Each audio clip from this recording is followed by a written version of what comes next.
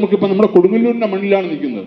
ഒന്ന് ആലോചിച്ച് നോക്കൂ, ഏകദേശം 2000 ഏക്കർ സ്ഥലം ഉണ്ടായിരുന്നൊരു ക്ഷേത്രമാണിത്. ഇന്നത് ചുരുങ്ങി 10-25 ഏക്കറിന് താഴേക്ക് വന്നു. അത് തന്നെ എന്താണ്? അത് തന്നെ ആരോ തപ്പി നോക്കിയപ്പോ കണ്ടതെന്താണ്? ഒരു പട്ടയം ആരുടെ പേരില്ല, ഒരു കുഞ്ഞഹമ്മദ് മകൻ ഒരു ഖാദറിന്റെ പേരിൽ പട്ടയം. ആലോചിച്ച് നോക്കിയേ, ഈ ക്ഷേത്രത്തിന്റെ പട്ടയം ഒരു കുഞ്ഞഹമ്മദിന്റെ മകൻ ഖാദറിന്റെ പേരിൽ. അന്ന് ഹിന്ദു സമാജം ജാഗ്രതയോടുകൂടി അന്ന് ശ്രമിച്ചപ്പോ ആ പട്ടയം മാറ്റാൻ പറ്റി.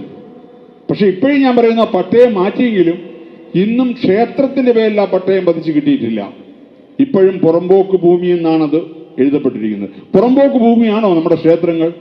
നമ്മുടെ ക്ഷേത്രങ്ങളല്ല, ക്ഷേത്രങ്ങളുടെ സ്വത്താണ് ഈ കേരളത്തിലുള്ള എല്ലാം. ഇന്ന് വഖഫ് അവകാശപ്പെടുന്നത് പോലെ നമ്മൾ നാളെ അവകാശപ്പെടണം.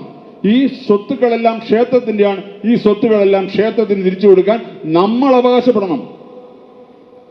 അവിടെയാണ് നമുക്ക് നമ്മുടെ ഹൈന്ദവ ശക്തി അവിടെ വരണം. കാര്യം ക്ഷേത്രങ്ങളുടെ ഭൂമിയാണ്. ഈ ക്ഷേത്രങ്ങളുടെ ഭൂമി ഒരു കാരണവശാലും മറ്റൊരാൾക്കും കൈമാറ്റം ചെയ്യാൻ പറ്റില്ല എന്ന് നമ്മൾ ഉറപ്പിച്ചു പറയണം.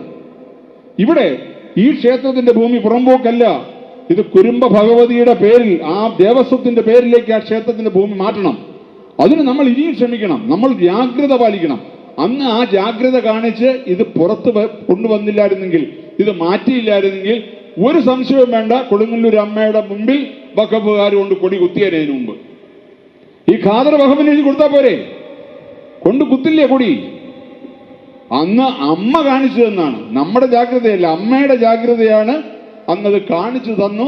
അത് നമ്മൾ തിരുത്തിയത് ഇപ്പം പുറമ്പോക്ക് ഭൂമിയായിട്ട് കിടക്കുകയാണ്. അത് ദേവസ്വത്തിന്റെ ഭൂമിയാക്കി മാറ്റണം.